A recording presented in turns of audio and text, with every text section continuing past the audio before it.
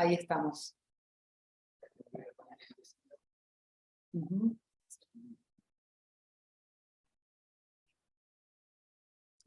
Bueno, buenas tardes a todos, a todas, a todes. Bienvenidos a este primer encuentro, esta primera actividad en el marco de las primeras jornadas internacionales de La Voz en Escena y la quinta edición de los encuentros de reflexión y práctica teatral organizados desde la licenciatura en arte dramático y el profesorado de teatro de la Universidad Nacional de Río Negro en la Argentina.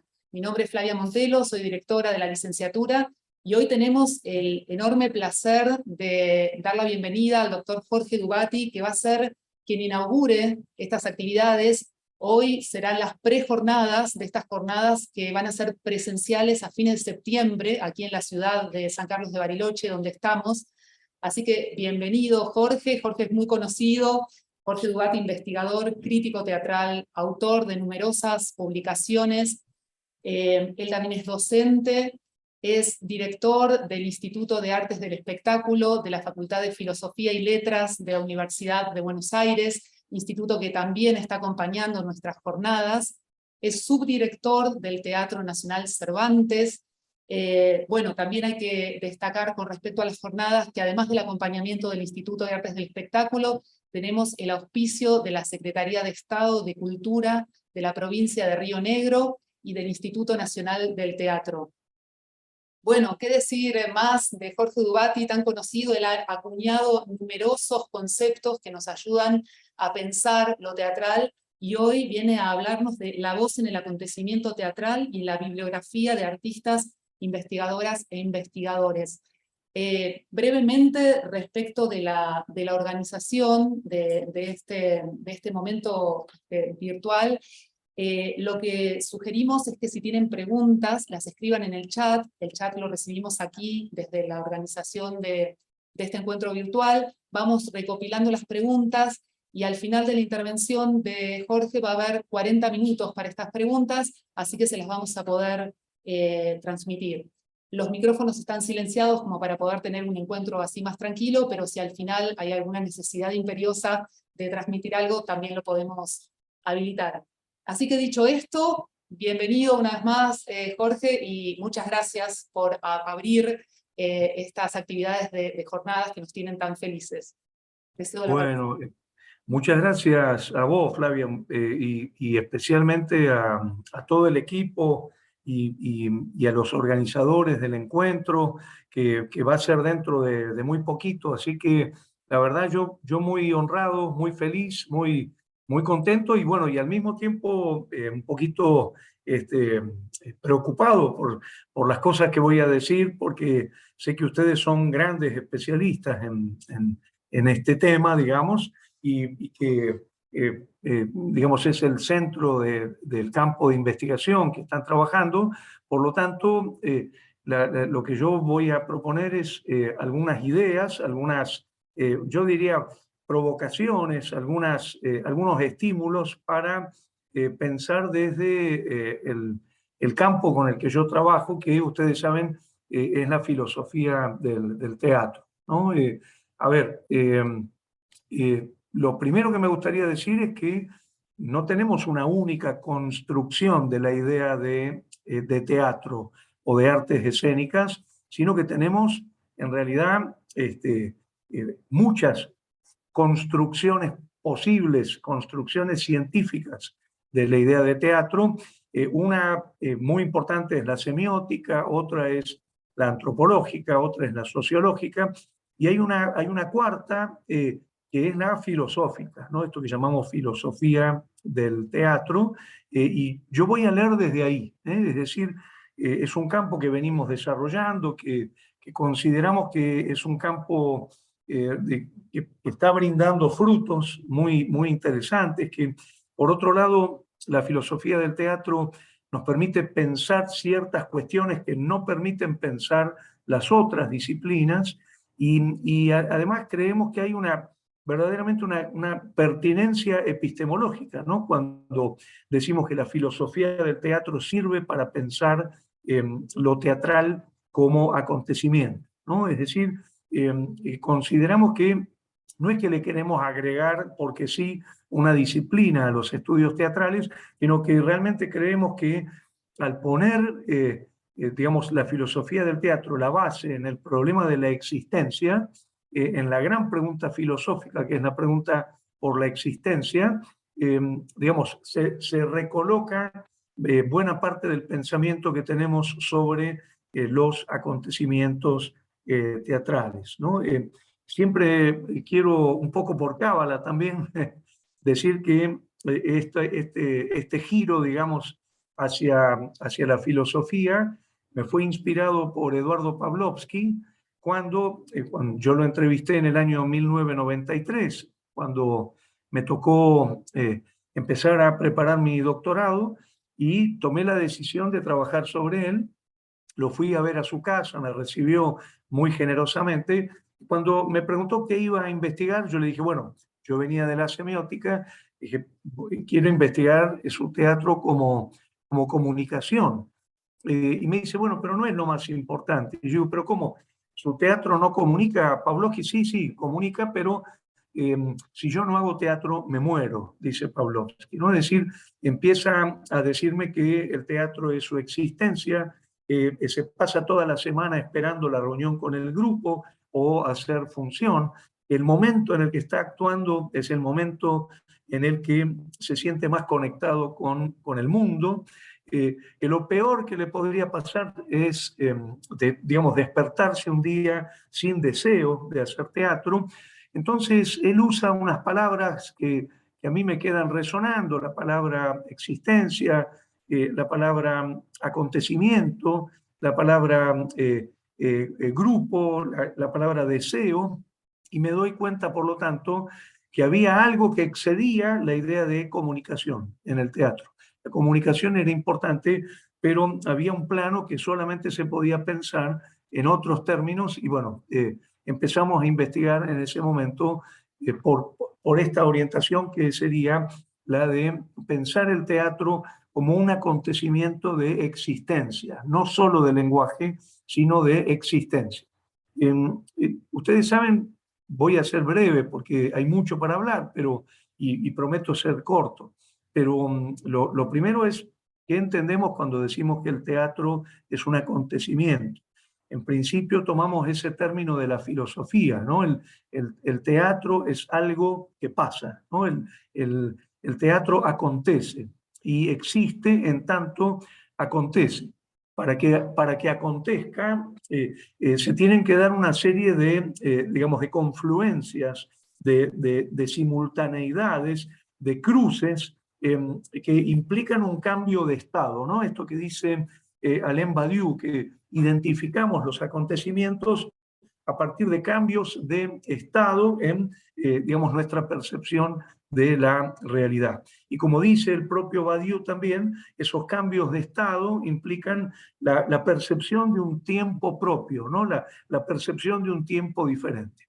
Nosotros vamos en el colectivo hacia una sala, llegamos a la sala, ingresamos, vemos que nos empezamos a reunir con los espectadores, observamos que en la reunión también están los técnicos, y en un determinado momento, generalmente hay un shifter para señalar ese momento, suele ser o apaguen sus teléfonos celulares, o se baja la luz, o aparece una voz en off, y se ingresan luego de ese momento a la reunión los actores, ¿no? Podemos decir que el acontecimiento teatral sería, en principio, un acontecimiento de convivio, ¿no? Dentro del convivio, alguien empieza a producir con su cuerpo un mundo paralelo, con otras reglas, puede ser un mundo ficcional o un mundo puramente metafórico, formal, y alguien empieza a expectar, ¿no? Entonces, cuando nosotros le definimos, digamos, el concepto de acontecimiento teatral, decimos que para que haya ese acontecimiento se tiene que dar una confluencia de tres elementos fundamentales, que sería convivio, poiesis corporal y expectación, o si damos una definición pragmática, decimos que se trataría de la zona de experiencia y subjetivación que surge de la multiplicación de convivio, poiesis corporal y expectación, ¿no? Es decir, tratamos de dar una caracterización lo suficientemente amplia como para que podamos registrar dentro de esa caracterización fenómenos muy diversos, ¿no? Entraría la danza, entraría el teatro de títeres, entraría el mimo, entraría la narración oral, ¿no? Siempre que hubiera convivio, poiesis corporal y expectación. Pero también entraría todo otro campo que llamamos de teatro liminal, donde el teatro matriz, ¿no? Esto de convivio, poiesis corporal y expectación y zona de experiencia, se cruzan con otros reglamentos, ¿no? Se cruzan con otros órdenes de acontecimiento. Estoy pensando, por ejemplo, en casos de teatro liminal, ¿no? Así le llamamos, como por ejemplo, no sé, los payamédicos en los hospitales o los payadores en las fiestas de doma, o el nado sincronizado, o los actos escolares, o las fiestas, los ritos, ¿no? La religiosidad mezclada con, digamos, el teatro matriz, ¿no? En una palabra, cuando hablamos de acontecimiento teatral, hablamos de digamos, una fórmula, una invención cultural que es muy amplia y por eso sobrevive de la manera en que sobrevive y además constituye uno de los tesoros culturales más maravillosos de la humanidad, ¿no? Esto que dice Cantor en su libro El teatro de la muerte, ¿no? Cuando refuta a Gordon Craig. Gordon Craig tiene una afirmación en el arte del teatro que dice que la marioneta es superior al actor. Y Cantor lo refuta, dice, en realidad, ese momento en el que hubo una reunión y alguien se separó de la reunión para empezar a producir con su cuerpo un mundo paralelo, y alguien al principio lo pensó loco, pero luego se dio cuenta de que estaba produciendo, digamos, una operación diferente de acontecimientos sobre la realidad, y dice, ese momento fue una revolución, y dice Cantor, y yo estoy totalmente de acuerdo con esto, sobre todo después de la pandemia, ese momento, cada vez que lo actualizamos, sigue siendo una revolución. Es decir, sigue siendo revolucionario el acontecimiento teatral, especialmente, decíamos, luego de la pandemia, ¿no? Entonces, dicho esto, lo primero que me gustaría afirmar es que podemos tener acontecimiento teatral sin voz. Es decir, podemos hacer lo que llamaríamos una escena muda, ¿no? Actos sin palabras, ¿no? O actos sin emisión vocal, ¿no? Y podríamos tener entonces un acontecimiento teatral sin voz. Pero la voz puede ser parte del acontecimiento teatral y lo es en diferentes niveles, ¿no? Yo quería un poco traerles esta propuesta en primera parte y luego en segunda parte detenerme en la bibliografía de los artistas investigadores, ¿no? Podemos decir que si nosotros reconocemos una dinámica interna del acontecimiento teatral, lo primero que podemos sostener es que la voz es experiencia del convivio, digamos, la voz como presencia del cuerpo, la voz como extensión y prolongación del cuerpo en el espacio, la voz como parte del espacio físico. Digamos, es algo muy importante esto que estamos sosteniendo porque tendría que ver con los elementos fundamentales del acontecimiento teatral, ¿no? La reunión convivial, los cuerpos presentes, los cuerpos vivos, la afectación de la zona de experiencia y muy especialmente la presencia de los cuerpos en el territorio, en el espacio físico, ¿no? Tenemos que pensar esta idea de espacio físico.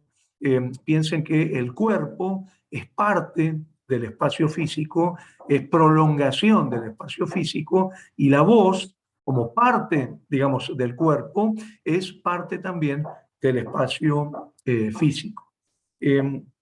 Pero por otro lado, la segunda afirmación que podríamos hacer tiene que ver con esta idea de la voz como singularidad de ese cuerpo, ¿no? Es decir, como singularidad de acontecimiento en la manifestación de ese cuerpo, ¿no? Como dice Roland Barthes en El grano de la voz, la idea de la voz como la firma íntima del actor, ¿no? Es decir, estaríamos ante lo que Barthes llama digamos, la proposicionalidad del actor, digamos, en tanto ser humano, en tanto, digamos, persona. Es decir, hay una capacidad propositiva de la voz como firma íntima del actor y de la actriz, en tanto singularidad de ese cuerpo y capacidad propositiva de ese cuerpo,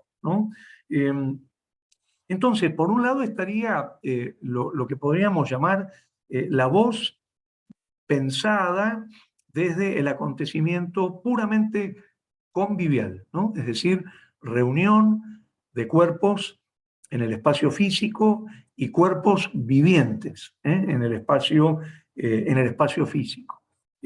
Como dice Merleau-Ponty, en la carne del mundo, digamos, en la carne del mundo y con la carne del mundo, porque, insisto, esta idea del cuerpo como parte del espacio físico. Pero por otro lado aparece otro plano que sería el plano de la poiesis, ¿no?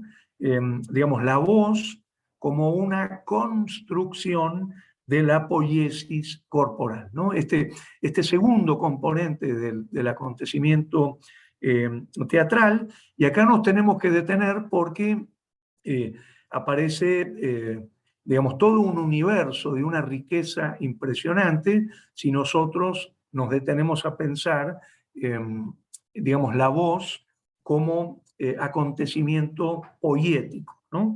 Lo primero que me gustaría señalar es una etimología de la palabra poiesis.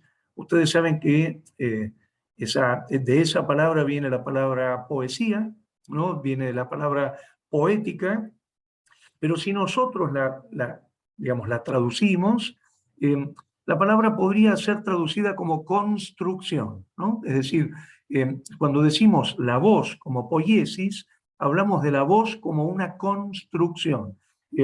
Digamos que en ese sentido, la voz como una construcción corporal dentro del acontecimiento teatral, y en ese sentido tenemos que pensar la voz como una construcción, como ya dice Aristóteles en el siglo IV a.C., con otras reglas. Es decir, no se trataría de una construcción dentro de la interacción cotidiana, sino de una construcción que se funda en otras reglas, ¿no? Recordemos que Aristóteles, cuando dice esto, el arte se diferencia de la vida, ¿no? Digamos, hay algo que requiere un estatuto de diferenciación. Esto lo dice en el capítulo 9 de la Poética, cuando habla dice, los hechos se relacionan con el mundo tal como acontecieron, ¿no? Cuando habla de la historia, ¿no? En cambio, la poiesis se relaciona con los hechos como podrían haber sido. Es decir, Aristóteles ya señala de manera muy elíptica, pero muy potente, porque piensen que ese protocolo va a fundar prácticamente la raíz del teatro en Occidente, se lo va a traducir Aristóteles y se va a trabajar sobre esa distinción, digamos, entre el arte y la vida.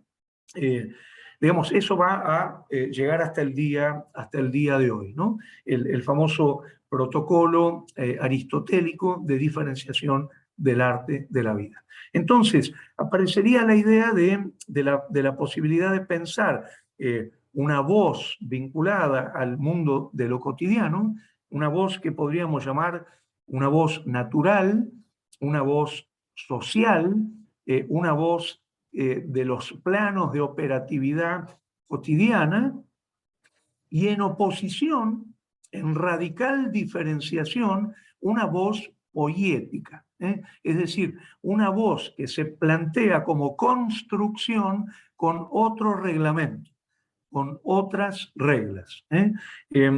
Y lo interesante es que esa relación entre lo que llamaríamos la voz natural, social, cotidiana, y la voz poética tendrían una relación de liminalidad.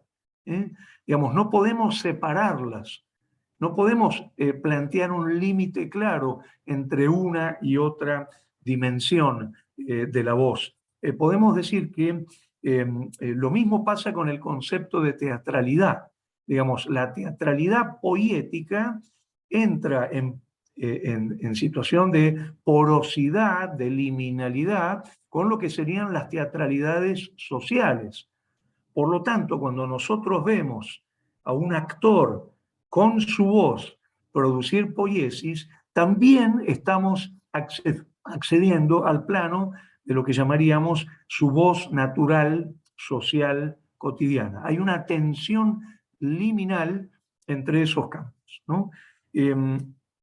Y por otra parte, vuelvo a nombrar a Barthes. Barthes hablaría de un tercer cuerpo de la voz, que sería lo que llamaríamos un cuerpo afectado, ¿no? Es decir, así como si el cuerpo voz natural, social, cotidiano, digamos, entra en tensión con un cuerpo poético, con otras reglas, como ya plantea Aristóteles, nosotros también podemos pensar en una zona de afectación, en una zona, digamos, de lo que Barthes llama un teatro de estados, que sería el ingreso del cuerpo y de la voz de los actores y las actrices en una zona de afectación, en una zona de estado, ¿no? Que no terminaría de ser exactamente esa dimensión poética de la voz, sino una zona liminal. Por eso podemos decir, y esta es una provocación que quiero hacerles, que cuando escuchamos la voz de un actor o de una actriz, escuchamos por lo menos tres voces. La voz de un cuerpo natural, social, cotidiano, en liminalidad con un cuerpo poético y una voz poética, o sea, una construcción con otras reglas, en liminalidad con una zona de afectación o de estado que hace que ese cuerpo natural, social, cotidiano, ingrese en un estado o afectación diverso, ¿no? Barthes llega a decir, creo yo, con mucha inteligencia, que nosotros no solo vamos a ver construcciones poéticas, sino también vamos a ver cuerpos afectados, voces afectadas por el orden de acontecimiento y que, digamos, ese plano existencial es el más interesante del teatro, no sería ni la ratificación de la percepción de lo cotidiano, natural, social, ni de la construcción poética en sí misma, sino esa zona de liminalidad, de estado de afectación, por el cual existe la actuación, dice Barthes. ¿No? Barthes propone una idea muy hermosa, y es que el actor existe por voluntad de existir en el acontecimiento, ¿no? Entonces, primera afirmación que yo quería hacer es esta dimensión de liminalidad, de porosidad, de ósmosis entre tres grandes acontecimientos de la voz. Una voz natural, social, cotidiana, una voz como construcción poética y una voz resultante de este ingreso a un estado de existencia diferente en el acontecimiento teatral, ¿no? Bueno, la otra afirmación que yo quería proponerle, siempre hablando desde la filosofía del teatro, es la posibilidad de leer, sí, la poética no como liminalidad, sino como poética, ¿no? leer la voz como una poética. Y en este sentido tenemos diversas calas, diversas aproximaciones, ¿no? Por un lado, los tres aspectos de la estructura triádica de una poética, ¿no? Digamos, la voz como campo procedimental, ¿no? Es decir, la posibilidad de leer la voz como una estructura que se despliega fenomenológicamente en el acontecimiento, ¿no? Dentro de unos minutitos vamos a escuchar a Luis Arata y a Pascual Nacarati en la grabación que hicieron de Stefano, ¿no? Vamos a escuchar uno, espero que se oiga bien, y si no, Flavia, te voy a pedir que le mandemos el link, porque creo que es una grabación muy interesante que la tiene que conocer todo el mundo si es que no la conoce, ¿no? Es decir, la voz poética se plantea como una estructura fenomenológica a partir de un campo procedimental, digamos, una selección y combinación de procedimientos que aparecen ante la observación del espectador en el acontecimiento teatral como un campo fenomenológico, ¿no? Entonces, tenemos por un lado esta idea de la voz como una construcción de un campo de procedimientos que se manifiestan estructuralmente de manera fenomenológica por selección y por combinación. En segundo lugar, la voz poética se manifiesta como trabajo. Es decir, tenemos que poder pensar que la forma de embragar ese campo procedimental, esa fenomenología de la voz del actor, se hace a través del trabajo, ¿no? Lo que dice Marx, el arte como trabajo humano, ¿no? Es decir, alguien está trabajando y lo está haciendo en una doble dimensión, en una dimensión de trabajo pasado o trabajo pretérito, por decirlo así, y en una dimensión de trabajo presente. Es decir, embragar el campo procedimental de la voz poética, fenomenológicamente, implica trabajo. Entonces, nosotros podemos leer la voz poética no solo desde el ángulo estructural, sino también desde el ángulo del trabajo. Digamos, ¿qué está haciendo el actor para poder generar esa fenomenología? ¿Qué hizo en el campo de ensayos, en el campo de entrenamiento, para poder generar esa fenomenología de la voz poética? Bueno, y luego habría una tercera dimensión, insisto, esto sería la tríada de la voz poética, es lo que nosotros llamaríamos la voz poética como concepción, ¿no? ¿Qué quiere decir concepción? En la práctica de la voz poética hay un posicionamiento respecto de la relación de esa voz poética con el mundo, con el lenguaje, con lo sagrado, con la sexualidad, con lo social, con lo político.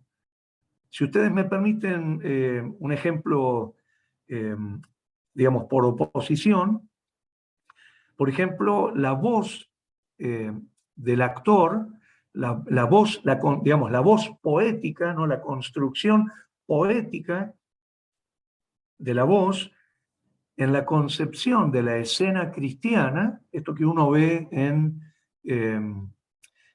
representaciones, no sé, como el Misterio de Elche o, no sé, esto que llamaríamos el largo teatro medieval, ¿no?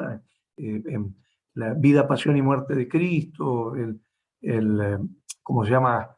Las escenas del Vía Crucis, etcétera, digamos, responden a una concepción cristiana de la voz poética. Esa concepción cristiana dice que mientras acontece el acontecimiento teatral, la voz del histrión, en estado poético, es figura de encarnación de los trascendentales del ser. El bien, la belleza y la verdad de Dios. Fíjense, es un concepto que viene de lo que en el mundo cristiano se llama la teodramática, ¿no? El actor ingresa en un estado que lo convierte en figura de encarnación de los trascendentales del ser cristianos, ¿no? Y por lo tanto tiene un vínculo totémico con la trascendencia metafísica del cristianismo, ¿no? El mundo trascendente, el mundo, digamos, de la escatología cristiana. En cambio, si nosotros pensamos la voz poética, como la piensa Artaud, por ejemplo, su concepto del actor electrizado, digamos, el estado de la voz poética en el acontecimiento teatral, tal como se lo piensa, por ejemplo, en el teatro y su doble, nosotros tenemos que hablar de otra concepción. La voz poética implicaría una concepción de religación con el manas, ¿no? Con las fuerzas tectónicas de la naturaleza que mantienen vivo el mundo, ¿no? Esta idea de, digamos, de una conexión con lo sagrado, pero no entendido como vínculo totémico con la trascendencia cristiana, sino la construcción poética de la voz como una vinculación con las fuerzas de la peste, las fuerzas de la metafísica, las fuerzas de lo alquímico, ¿no? Lo que llamaba Artaud la voz en estado poético como oro espiritualizado, ¿no? Entonces, estamos proponiendo otro ángulo, ¿no? Por un lado estaríamos diciendo, leamos la voz en liminalidad, ¿no? Esto que llamaríamos la voz natural social cotidiana, en liminalidad con la construcción de la voz poética y en tensión con lo que llamaríamos una voz del cuerpo afectado, ¿no? En segundo lugar, pensemos esta tríada, ¿no? La voz como construcción poética que fenomenológicamente se manifiesta en una estructura, la voz como construcción poética en tanto trabajo pretérito y presente, y la voz como construcción poética entendida como concepción, ¿no? Como una concepción de relación con el mundo, ¿no? Esta es una de las grandes cosas que plantea la filosofía del teatro y es volver a preguntarle al acontecimiento teatral cómo piensa su relación con el mundo, ¿no? Bueno, muy rápidamente, porque veo que se me está pasando el tiempo y no quiero abusar, deberíamos plantear también la voz en relación con la territorialidad. Por ejemplo,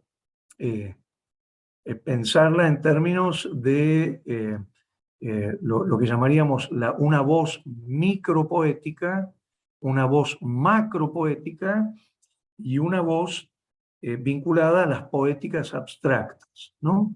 Si nosotros escuchamos ahora, si Flavia me da una mano, si escuchamos el fragmento, yo quiero ubicarlos más o menos, esto es una grabación que se hace en la década del 60, Luis Arata con Pascual Nacarati, convocados por el Instituto Nacional de Estudios de Teatro, graban una escena hermosísima, para mí la escena más maravillosa del Teatro Nacional, que es la escena en que Pastore, el discípulo de Stefano, le dice que no es que le tienen envidia en la orquesta, sino que lo echaron porque hace la cabra, ¿no? Es el famoso momento en el que Stefano se junta, digamos, el tiempo subjetivo con el tiempo objetivo, ¿no? La famosa, en un minuto de lucha tremenda, he visto tutta la vita mía, ¿no?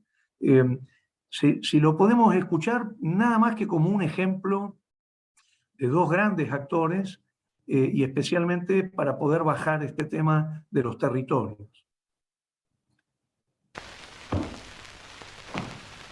Io? Sì, la cava. Non se la puede sentire toccare. Non bocca una, e quando bocca trema.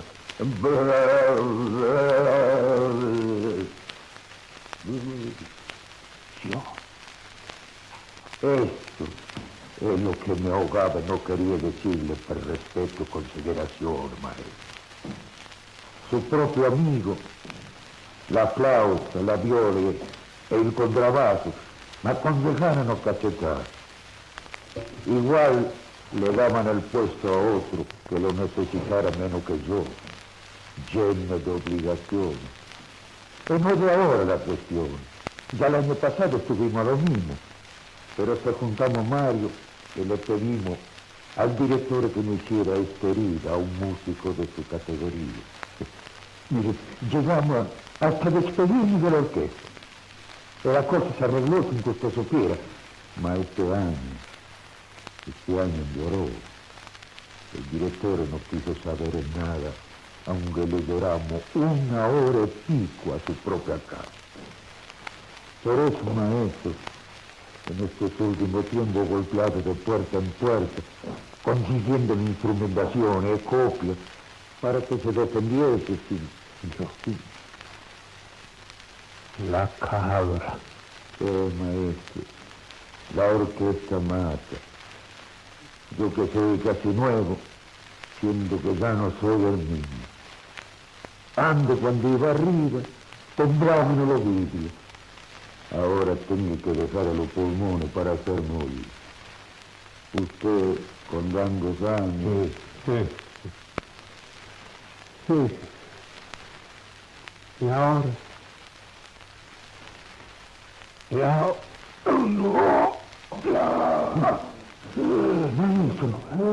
Maestro.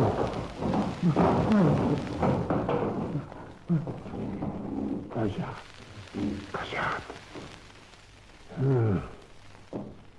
Cierra la puerta.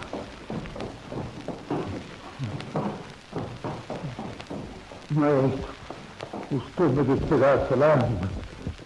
Voy a renunciar al puesto. Y ahora... Hai visto? In un minuto di luce femminile tutta la vita mia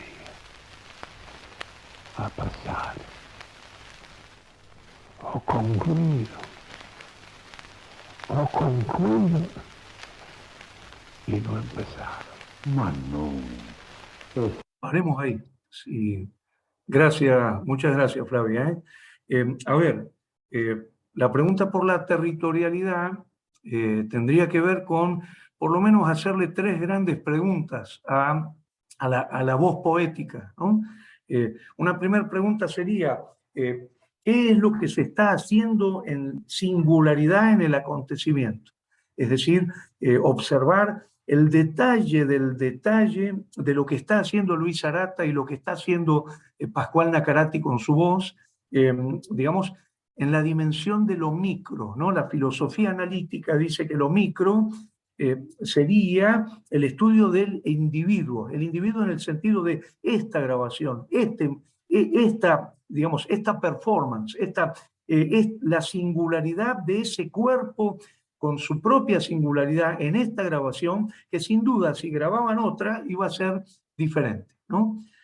La segunda pregunta que haría la territorialidad sería, ¿y podemos pensar que esta grabación, que es una grabación de la década del 60, es igual a lo que hacían en el año 28, cuando se estrenó en el Teatro Cómico, digamos, no para la Radio Nacional, como está grabado acá, sino para el público que acompañó con mucho éxito esta obra? Es decir, le vamos a llamar voz macropoética o una lectura macropoética cuando nosotros vamos a poner en relación conjuntos de individuos. Por ejemplo, ¿cómo podemos imaginar la voz de los actores en el año 28, según lo que dicen los críticos, y y esta voz. Por ejemplo, una de las cosas que llama la atención de esta grabación es que no da risa. ¿Se acuerdan que el grotesco, supuestamente, debe ser una fusión de lo cómico con lo trágico, con lo dramático, con la risa y el dolor fusionadas, ¿no? Y eso es lo que dicen los críticos en la época, que la gente se ríe al mismo tiempo, siente un desgarramiento increíble por lo que le pasa a Stefan, ¿no? Fíjense, si nosotros escuchamos esta interpretación y la ponemos en relación macropoética con lo que fue lo que dicen los críticos en el año 28, nosotros decimos, no, esta interpretación es absolutamente melodramática, ¿no? Bueno, y una tercera pregunta que haríamos desde el punto de vista del territorio sería en relación a lo que llamamos las poéticas abstractas. Por ejemplo, la poética abstracta del melodrama, la poética abstracta del grotesco, la poética abstracta del realismo, ¿no? Yo podría pensar este acontecimiento micro desde la poética abstracta del grotesco, si pensamos la voz poética. Digamos, realmente nuestra visión abstracta de qué sería una voz grotesca, ¿es esto? ¿O esto sería lo más parecido a un cruce entre la voz realista melodramática? Lo deberíamos conectar con una poética abstracta, digamos, grotesca o con otra poética abstracta, ¿no? Entonces, esta era la otra cosa que les quería proponer desde la filosofía del teatro, que sería, tenemos que pensar la voz en una secuencia territorial, lo micropoético, lo macropoético y las poéticas abstractas. Es decir, como investigadores tenemos que trabajar el análisis del detalle de la voz poética en lo micropoético, la relación con otros grupos, individuos, conjuntos en el plano de lo que llamaríamos la voz macropoética, y luego la construcción de teorías abstractas sobre lo que sería la voz del grotesco, la voz del realismo, la voz de la interpretación melodramática, ya no dependiendo de los casos particulares, sino en relación a las grandes construcciones teóricas. Como si yo les preguntara a ustedes, ¿cómo definiríamos teóricamente la voz grotesca? ¿Cómo definiríamos teóricamente la poética abstracta de la voz del melodrama, ¿no? Ya no pensando en los casos micro o macro, sino en grandes construcciones teóricas, ¿no? Bueno, luego estaría, y apuro porque quiero que tengamos tiempo para las preguntas, para los comentarios, por ahí porque algo que no se entienda o que se quiera discutir de lo que estamos planteando, ¿no? Aparece la voz en relación a la expectación. Este sería el otro plano de la voz poética. Ustedes saben que la voz en el acontecimiento teatral no está sola. La voz está en relación al espectador, digamos, que es lo que no se nota justamente en esta grabación, donde es una grabación en estudio de Radio Nacional. No está el público. No está el público construyendo la dimensión poética expectatorial de la voz del actor. Si no estuviera trabajando para un micrófono, sino que estuviese trabajando para el público en un territorio, en el acontecimiento teatral, sin duda digamos, la dinámica de la voz sería muy diferente a esta de la proximidad, más vinculada al radioteatro, digamos, ¿no? Entonces, nada más plantearlo, porque no tengo tiempo, tenemos que pensar en lo que llamaríamos la voz poética en relación al espectador real, al espectador histórico, al espectador explícito, al espectador implícito, a un espectador abstracto. Esto es un temazo, me parece, ¿no? digamos, cómo es la voz poética pensada desde el espectador. Por ejemplo, la voz poética del grotesco criollo, pero pensada desde el lugar de la expectación. O lo que llamaríamos también la voz representada, ¿no?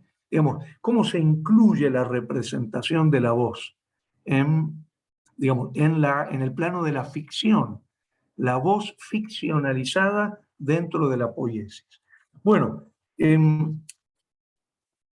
dos aspectos más que los voy a enunciar solamente por una cuestión de tiempo.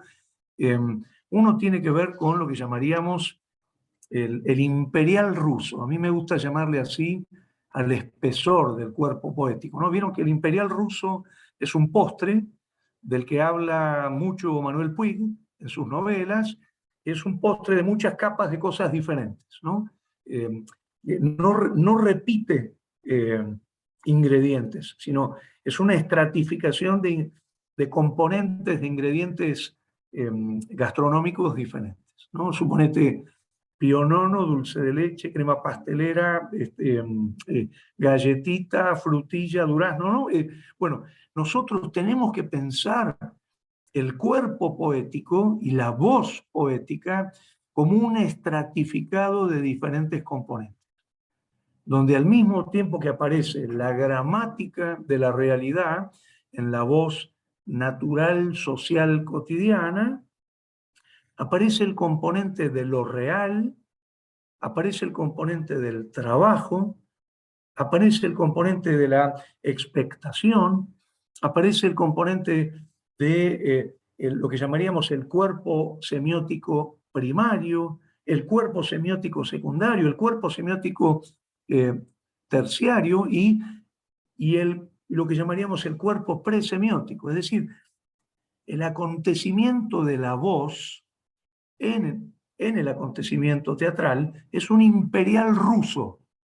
Y esto es lo más hermoso que tiene la voz en el acontecimiento teatral. Es decir, en el acontecimiento de la voz se despliega una estratificación de componentes muy diversos que entran en relación de liminalidad.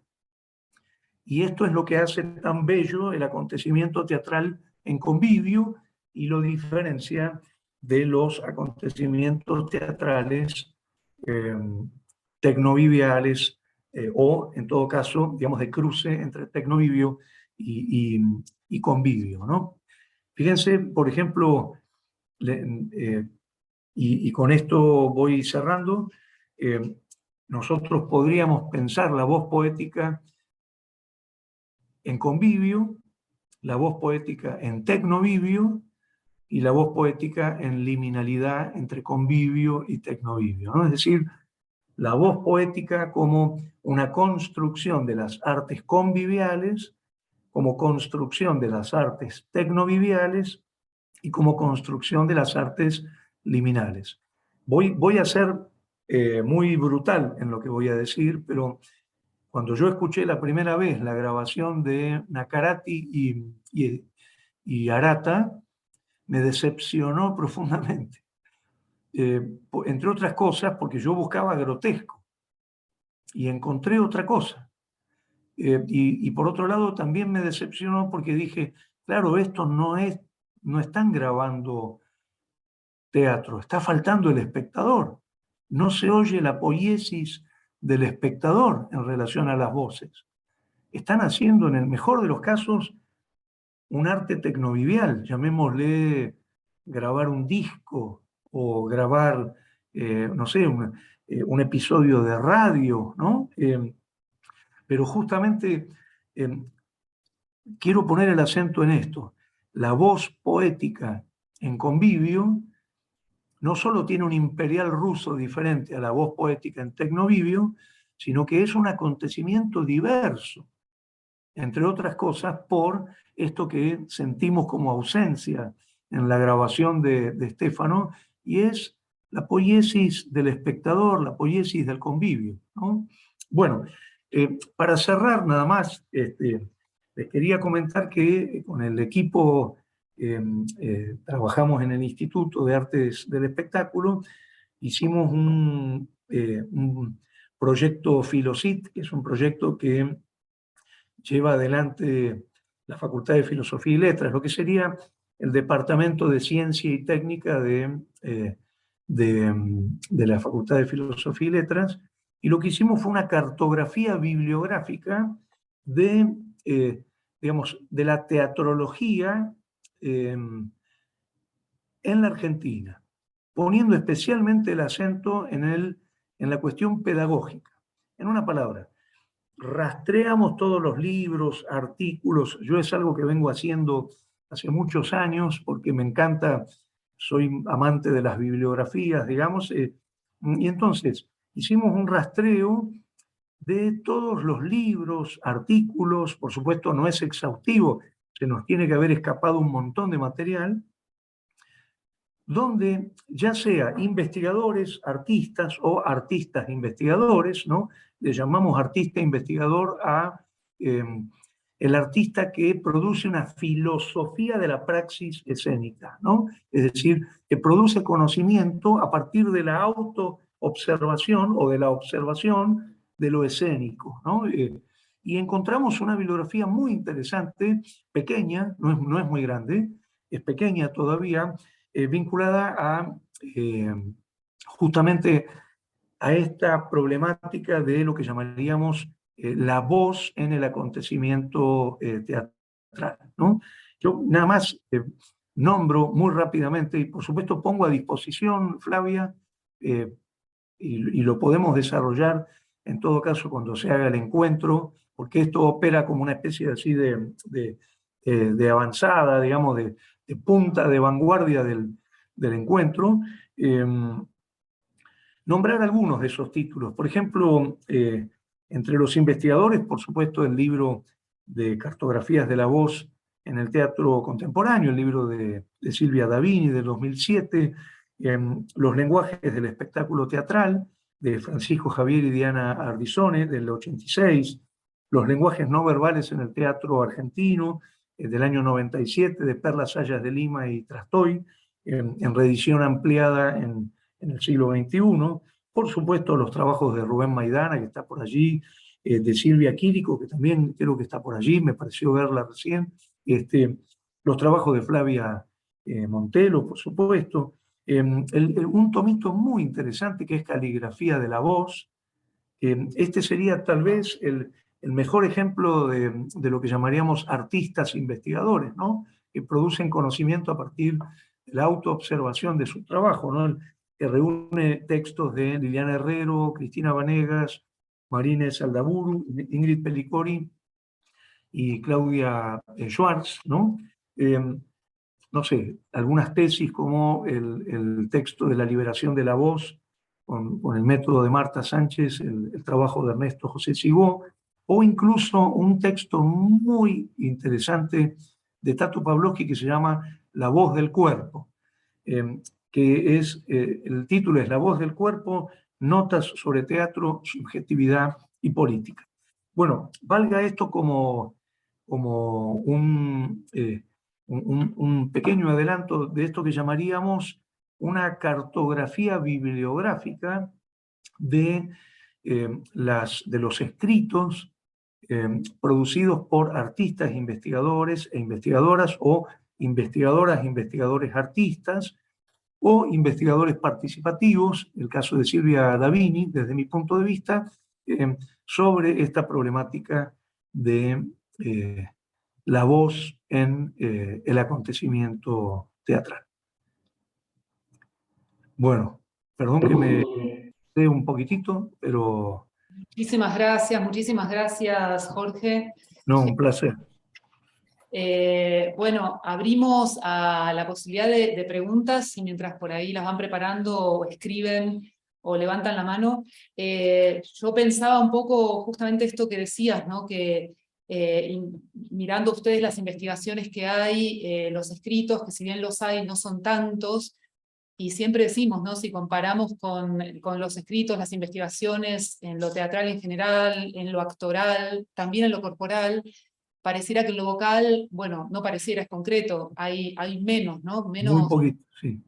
Y ahora pensándolo desde este lugar que traías vos, yo decía, la voz tiene un tema relacionado también con esta frase de Barthes, firma íntima del actor. Hay algo muy íntimo en la voz, hay cosas que podemos falsear con el cuerpo o de otras maneras en la actuación, pero la voz enseguida se afecta también con lo que nos ocurre, y si bien obviamente con técnica también se puede falsear o modificar, pero tiene algo de esta liminalidad de la que vos hablabas también, que yo trataba de ver cómo estos conceptos que traías se podían quizás poner un poco a prueba con, bueno, como una posible causa o simplemente para abrir la puerta para pensar el por qué pareciera que cuesta más, ¿no? Escribir, teorizar acerca de la voz, ponernos con eso que evidentemente tiene algo de más íntimo, ¿no? Evidentemente toca enseguida una fibra que es más íntima y que no es lo mismo que trabajar con el movimiento en sí, ¿no? Por ejemplo, para poner movimiento y voz como dos producciones del cuerpo. Exacto. Un pensamiento, Está pregunta, pero... buenísimo, buenísimo, Flavia. Mira, yo lo que quiero decir es que en realidad todos los aspectos vinculados al cuerpo son tremendamente problemáticos en los teatrales.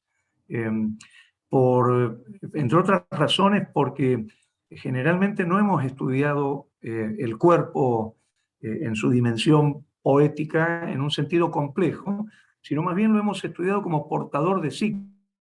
Es decir, se ha trabajado más bien la idea de una semiótica de los cuerpos, y si me permiten esta metáfora gastronómica del imperial ruso, en la voz teatral hay mucho más que portación de signos, digamos.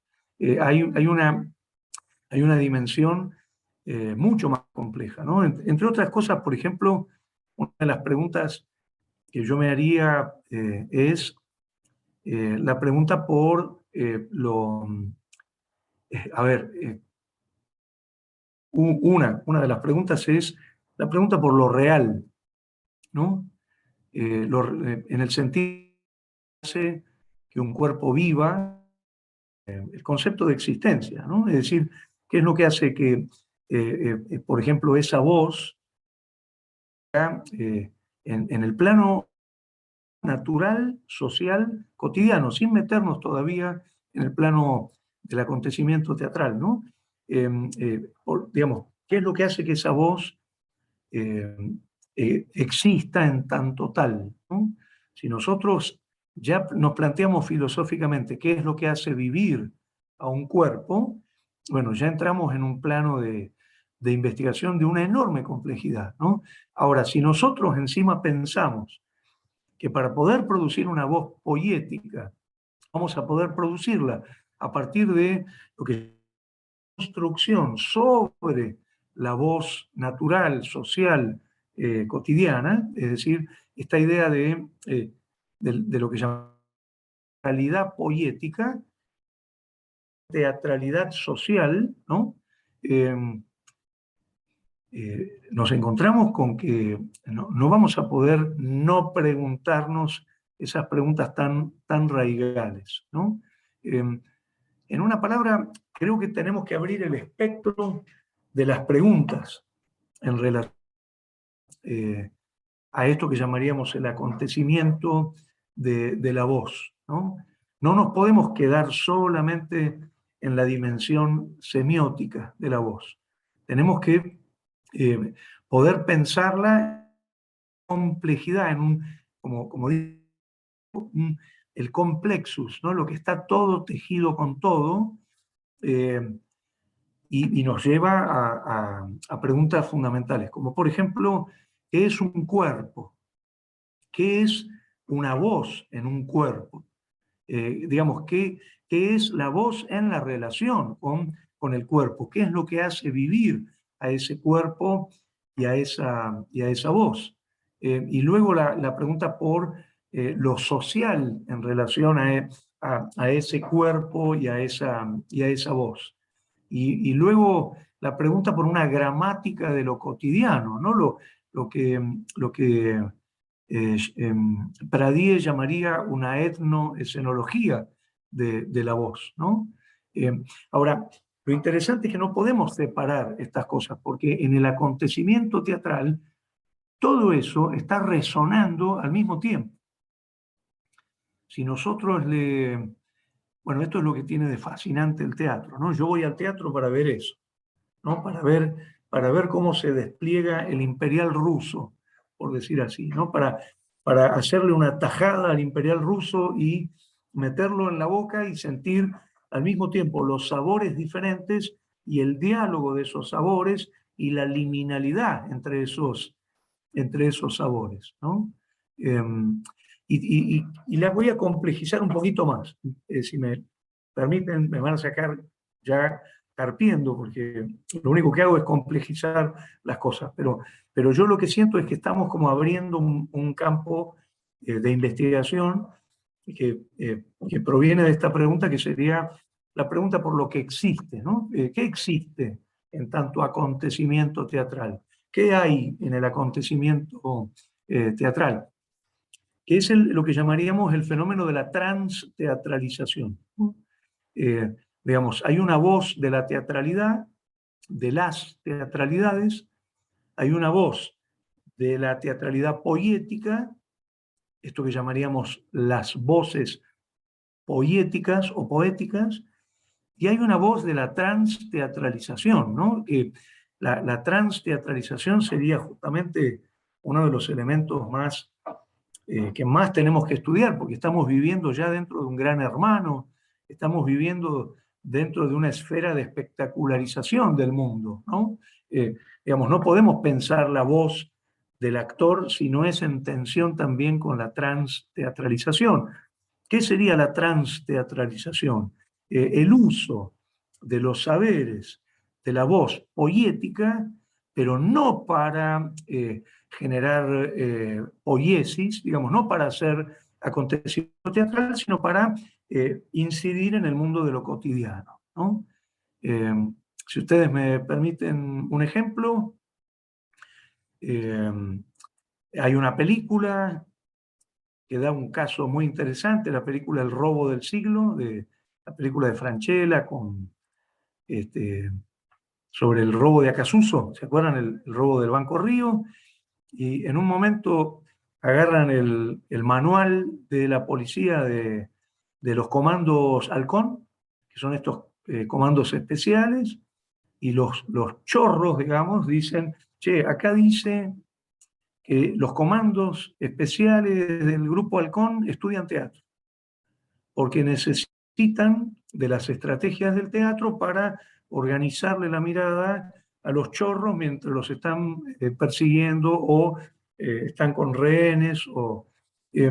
Entonces hay una escena fabulosa en que se lo ve a Francella, uno de los ladrones que va a robar el Banco Río, estudiando teatro en Andamio 90. No sé si me explico. Entonces, hay algo que creo muy interesante, ¿no? Y que complica más las cosas todavía. Y hay saberes de la voz poética que no se usan para producir poiesis, sino por el contrario, se usan para incidir en el campo de la vida, ¿no? En el campo de la transteatralización, ¿no? Entonces, estamos ante un continuum que como investigadores no podemos ignorar, ¿no? El continuum sería el de teatralidad poética, transteatralización. Nosotros diríamos voz de la teatralidad social, de las teatralidades sociales, voz de la teatralidad poética y voz de la transteatralización, ¿no? Tenemos que aceptar esta complejidad porque si no, no nos estamos preguntando la pregunta más importante, y es ¿qué existe en tanto teatro en el mundo, ¿no? No sé, Flavia, si contesté, pero yo creo que la dificultad en la producción de estos estudios es por la complejidad, la tremenda complejidad que implica. Sí, gracias. Bueno, no sé si hay preguntas aquí entre quienes nos están escuchando, nos están viendo, o aquí mismo, quienes están en vivo. Hay alguien acá que escribió un comentario, Pamela Lacombe: fascinante cómo la filosofía teatral hace liminalidad con la fisiología vocal y los diversos usos vocales que aporta el desarrollo y entrenamiento del esquema corporal vocal. Podemos Exacto. estar horas haciendo estas relaciones, gracias. Exacto. Tenemos que hacer un imperial ruso de disciplinas, por decirlo así, ¿no? Y lo que me parece interesante es que, por supuesto, necesitamos una especialización porque son campos muy amplios y muy complejos, pero al mismo tiempo no tenemos que perder de vista lo que podríamos llamar lo transdisciplinar o lo interdisciplinar, digamos, la relación del entre en el imperial ruso, ¿no? Y valorar muy especialmente la cantera de observaciones que aparecen en la producción de los artistas investigadores que reflexionan sobre la voz. Bueno, qué bien si es la voz la que vuelve a reunir todas las especificidades que hubo en algún momento, ¿no? Exacto. Bueno, otro comentario de Mabel aparece aquí. Un placer, muchas gracias. Justamente en relación a qué es una voz, ese imperial ruso y lo liminal, el gran espectro de la voz y la gramática del cuerpo en relación a la danza. ¿Cómo o desde dónde miramos eso que sucede con la voz en la danza contemporánea y las intervenciones en la gramática de la creación en tiempo real? Sí, yo lo que siento es que el acontecimiento teatral es, en tanto acontecimiento, experiencia de la pérdida, ¿no? Nosotros no podemos percibir todos estos materiales en el acontecimiento. Es decir, sí podemos percibir el imperial ruso y la riqueza de lo micro, la conexión con lo macro, con lo abstracto, porque tiene mucho que ver con nuestra percepción. Pero si nosotros quisiéramos luego hacer un estudio, digamos, vinculado, por ejemplo, a poéticas abstractas, tendríamos que ya pasar a un plano puramente teórico, que se independice de los estudios de casos, los estudios de acontecimientos, ¿no? Incluso cuando digo esto de la epistemología de la pérdida, tiene que ver con la idea de que en la percepción nosotros estamos deteniéndonos en un detalle o en dos detalles o en tres detalles, pero no vamos a poder percibir toda esta riqueza de acontecimiento que necesariamente se pierde. Entonces, por un lado, tenemos que hacer una epistemología de la pérdida. Tenemos que reconocer que nos son tremendamente dificultosos los registros de acontecimientos, ¿no? De acontecimientos teatrales. Especialmente porque, bueno, una cosa que estamos estudiando ahora, que es este tema de la inefabilidad, ¿no? Del despalabrarse, del ser tomado por un estado que no nos permite estar en un ejercicio de racionalización o de atención a los componentes de la poética. Vieron que generalmente cuando uno sale de ver un espectáculo que lo conmovió o que lo dio vuelta, digamos que lo emocionó, uno sale totalmente despalabrado, salís en una especie de estado de aturdimiento, en un estado de, yo diría casi en un estado de intensidad que se lleva muy mal con el lenguaje y con la razón, ¿no? Entonces, creo que tenemos que aceptar que los acontecimientos se pierden, que los acontecimientos no pueden ser sustituidos por otros acontecimientos, y personalmente creo que tenemos que estar muy atentos a aquello que podamos pescar de los acontecimientos, ¿no? Por ejemplo, lo que podríamos llamar con Roland Barthes otra vez, un punctum, ¿no? Identificar un punctum, no pretender leer todo un orden de acontecimientos porque es imposible. Si te toma inefablemente, ¿no? Te toma como, te hace ingresar en estado, por decirlo así, ¿no? Entonces, identificar un punctum y tomar ese punctum como un tesoro de reflexión, como un tesoro de investigación, ¿no? No sé, por ejemplo, si yo hubiese podido estar en el año 28 viendo Estéfano en el Teatro Cómico con Arata y Nacarati, pero en convivio, yo, por ejemplo, me detendría en algunos punctum que atesoraría, digamos, en mi campo de observación empírica, y sería, por ejemplo, el de la relación entre la voz y el gesto, cosa que no vemos en la grabación de audio, ¿no?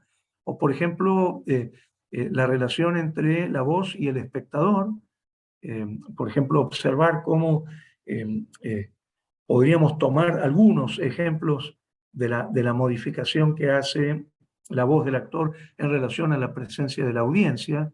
Por ejemplo, según dicen, la gente reía mucho con Estéfano y es muy probable entonces que las voces estuvieran afectadas por ese campo de sonido y estuvieran al mismo tiempo estimuladas por ese campo de sonido en busca justamente del efecto grotesco. Nada que ver con el santuario silencioso, digamos, en ausencia del estudio de grabación de Radio Nacional para homenajear el pasado del teatro argentino, ¿no? Yo creo que tenemos que analizar esa grabación como una suerte de posible desnaturalización del acontecimiento de la voz grotesca, ¿no? No solo por el paso del tiempo, sino por la nueva situación de acontecimiento, ¿no? Que no es la del teatro cómico, evidentemente, ¿no? Entonces, bueno, creo que tenemos que hacer epistemología de la pérdida. Y por lo tanto, en el mismo momento en que se pierde el acontecimiento, tomar datos sobre el acontecimiento que seguramente no van a quedar en el registro ni visual, ni audiovisual, ni de audio, y que creo yo son los grandes tesoros de habilitar al espectador como un laboratorio de percepción y de autopercepción en el acontecimiento teatral, ¿no? Campo de fenomenología. Piensen que si yo hiciera un estudio de las voces de Pompeyo Audibert, María José Gabén, en Postales Argentinas, lo que yo vi 11 veces en el Teatro Pairó, en el San Martín, ¿no? Las veces que vi Postales Argentinas, y ahora trajera esa cartografía de notas de espectador y viera el video que está en YouTube, el video me desmentiría absolutamente por lo que implica el pasaje de arte convivial a las artes tecnoviviales, ¿no? Entonces, bueno, lo sintetizo con una frase criolla que es: hagamos lo que podamos, hagamos de necesidad virtud y trabajemos sobre una dinámica de percepción de los acontecimientos desde una epistemología de la pérdida. Jorge, acá tengo un pedido de una de las estudiantes Sí. que dice si en relación a micropoética, macropoética y abstracto, podrías dar algún ejemplo porque no pudieron escuchar esa parte y les interesaba. Mira, por ejemplo, si yo tuviera que... ¿Vieron la grabación que escuchamos recién? Si yo tuviera que analizar esa grabación micropoéticamente, yo estudiaría lo singular de ese acontecimiento de la grabación. Por ejemplo, los lugares donde no se oye bien, los lugares donde hay mayores intensidades, el ritmo, la materialidad del sonido. Estudiaría la forma en que fue grabado ese acontecimiento en particular. Esto es lo que llama la filosofía analítica, el estudio de los individuos, ¿no?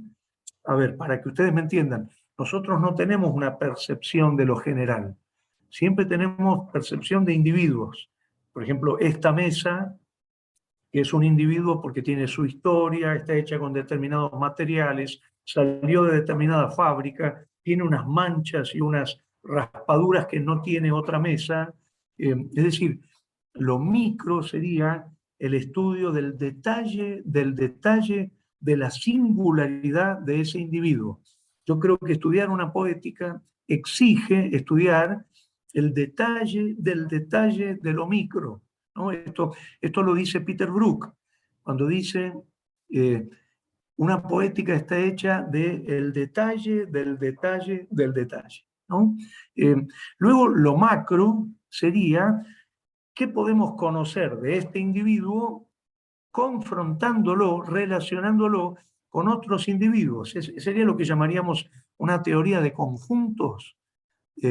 Por ejemplo, ¿qué puedo pensar de la grabación que escuchamos recién si la confronto con lo que se dice sobre el habla de los actores, la voz poética de los actores en las críticas del año 28, por ejemplo, ¿no?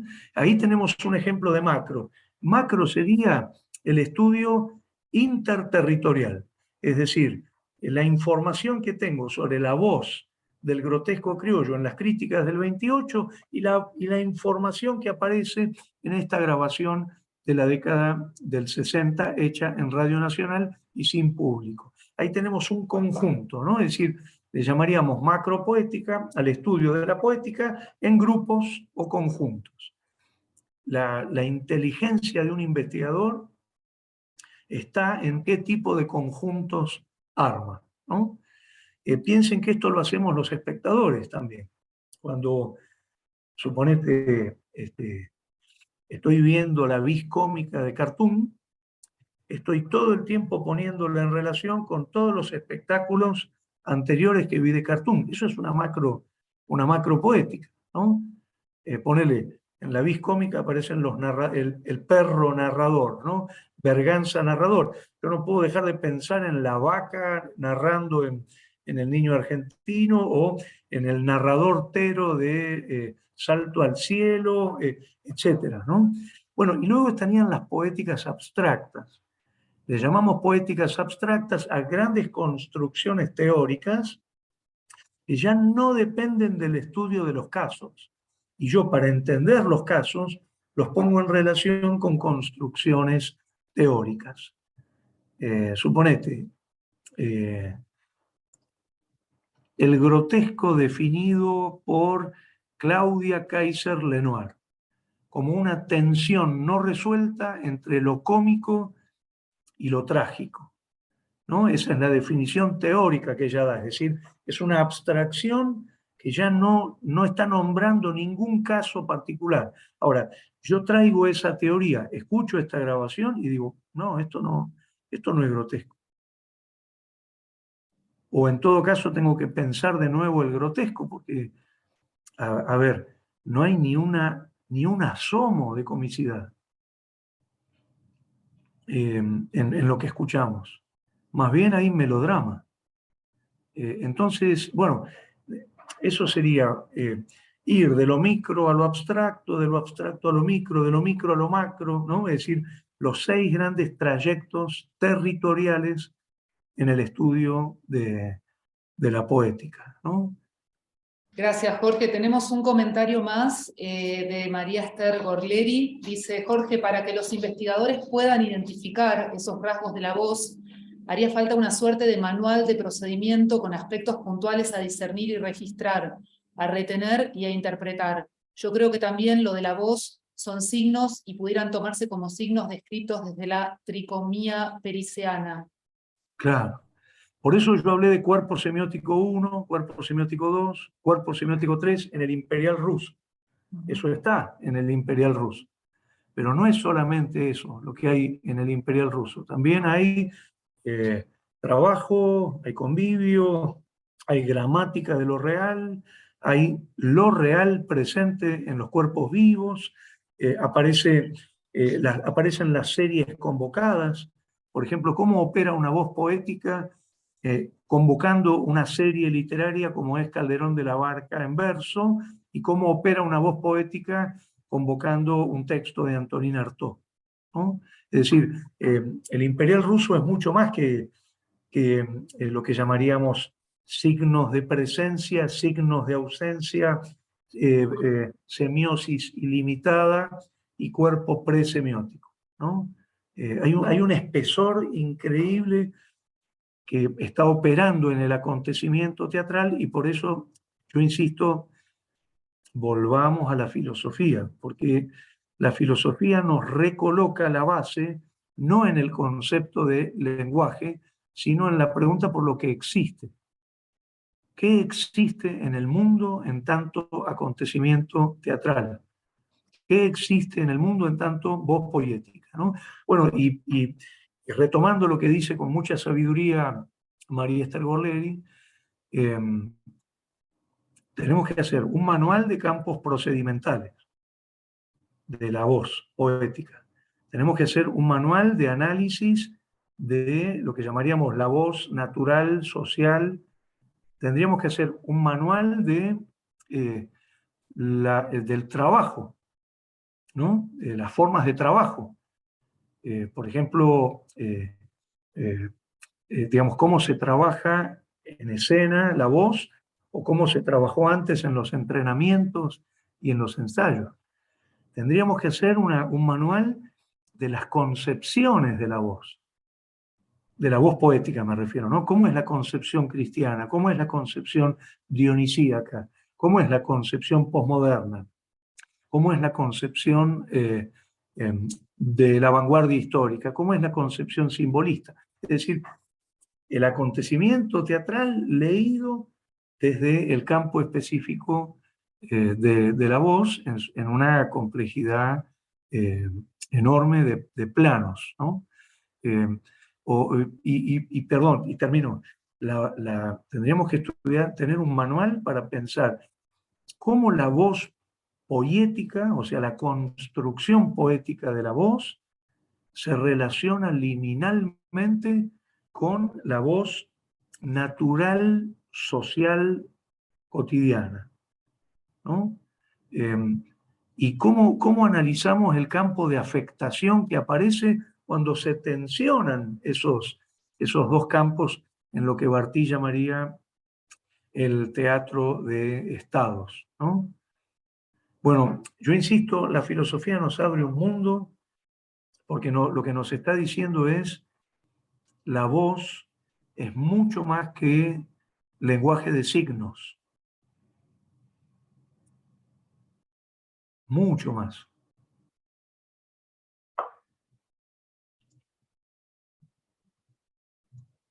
Bien, Jorge, estaba buscando justamente el enlace a todo el audio del fragmento que mandaste, porque aquí hay alguien que figura sin nombre, pero dice, cierto, es que la parte que escuchamos, en referencia al audio, es el momento más conmovedor de la escena Pastor Estéfano. Me gustaría escuchar la primera parte de la escena, supongo que ahí debe haber una comicidad mayor. Entonces estaba buscando ahora, y voy a poner aquí para todos el enlace por si... Bárbaro. Sí, por favor, escúchenlo y hagamos una reunión cuando quieran para discutir qué es eso. Porque, a ver, nos quedan dos caminos. Un camino sería pensar la voz grotesca de nuevo y otorgarle una dimensión melodramática, realista, mucho más potente de la que esperábamos. O decir, bueno, acá esta grabación no es representativa de lo que es la voz grotesca. Piensen, famoso concepto de grotesco criollo que viene del sainete, no es el grotesco italiano, que es el grotesco más vinculado a la semántica grotesca, pero no a lo que llamaríamos una voz grotesca, ¿no? Sino a una voz realista, dramático, digamos, la conexión con otra poética, ¿no? Una operación posible de pensar sería, se pusieron... digamos, cambiaron la concepción y el campo procedimental de la voz para grabarlo en Radio Nacional, o están haciendo lo que hacían en el año 28 cuando se presentaba Estéfano como parte del género chico.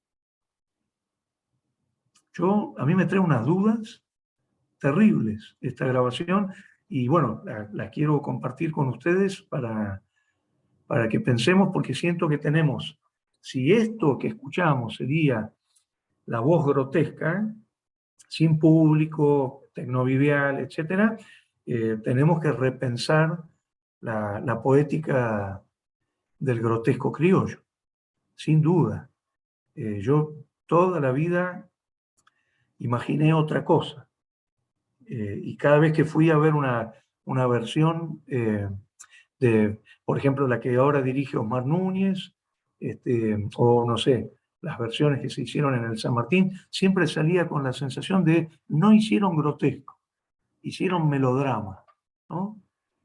Parece, es como si yo les dijera, parece más realismo socialista, que busca la piedad del espectador, una especie de piedad lacrimosa con este pobre hombre, pero que no incluye la experiencia de lo cómico como, bueno, escúchenlo tranqui, aparece también el epílogo. Sería muy interesante que lo escuchen, porque creo que tenemos, que nos obliga a repensar. Bueno, Jorge, muchísimas gracias. Justo recién se estaba cortando un poquito, así que parece que llegamos justito con la conexión. Ahora también está cortado. Bueno, espero que nos estemos escuchando. Te agradecemos mucho. Sí, Bueno, genial, te agradecemos muchísimo esta intervención. muchas gracias. Que nos deja pensando, y sí, Jorge va a estar ahora les pongo aquí en el chat, va a estar en las jornadas internacionales de la voz en escena, como les contaba al principio de esta charla, que se van a hacer de manera presencial aquí en la ciudad de Bariloche, en Argentina, del 27 de septiembre al 1 de octubre, porque va a ser uno de los expositores presenciales, y vamos a tener talleres por la mañana. Aquí hay varias de las personas que nos van a acompañar, están aquí presentes: Silvia Quídico, con la línea de Roy Hart, Ariel Aguirre, con el método funcional de la voz de Rabine, Gemma Rewand Fosas, que también está aquí, con el método de la voz a través del olfato y los sentidos. Luego por la tarde, un seminario de posgrado de Antonio Campo Guzmán sobre el método Linklater, y por las tardes tenemos las intervenciones de ponencias de especialistas que van a hablar de la voz un poco más desde un enfoque más general, como que en los talleres y en el seminario nos concentramos a mirar bien la voz de cerca, y en las ponencias las observamos más desde la periferia, y por las noches vamos a tener espectáculos que de algún modo ponen el foco en lo vocal. Así que estamos muy contentos, contentas, contentes, y agradecemos mucho a Jorge por este inicio que nos brindó hoy. Gracias a ustedes, che, muy, muy amables, muy generosos y generosas por la invitación. Y además estamos contentos porque fuimos más de 100 personas conectadas, cosa que después de la pandemia, tan hartos como estamos de la virtualidad, es un muy grande. Jorge, gracias. Qué bueno, me alegra muchísimo. Muchas, muchas gracias. Un gran abrazo para todas y todos. Hasta luego.